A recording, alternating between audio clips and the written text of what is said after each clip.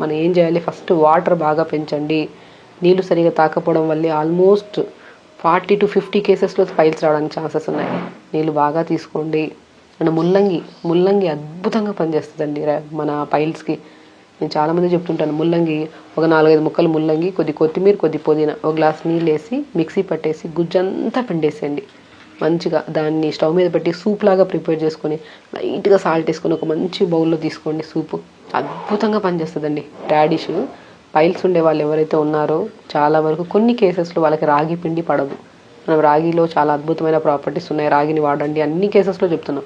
But పర్టికులర్గా కొన్ని కేసెస్లో, పైల్స్లో కూడా కొంతమందికి చాలా రకరకాలుగా ఉంటాయి.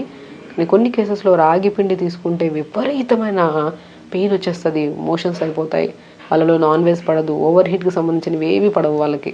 కాబట్టి కొన్ని మనం అది పర్సనల్గా చెప్పచ్చు, ఈ కేసెస్కి ఇవి తీసుకోవద్దని చెప్పి. వాళ్ళలో ఉన్న కంప్లైంట్ని బట్టి ఇంటర్నల్ పైల్సా, ఎక్స్టర్నల్ పైల్సా, లేదంటే బ్లడ్ పడుతుందా, విపరీతమైన కాన్స్టిపేషన్తో పాటు పైల్స్ వచ్చాయా, అది మనం ఇండివిజువల్ పేషెంట్ని బట్టి చెప్పచ్చు. బట్ కొన్ని ఆల్మోస్ట్ 80% కేసెస్లో పైల్స్ ఉండే వాళ్ళలో రాగి పిండి అసలు పడదు. అలాంటివి మనం అవాయిడ్ చేయాల్సి వస్తుంది.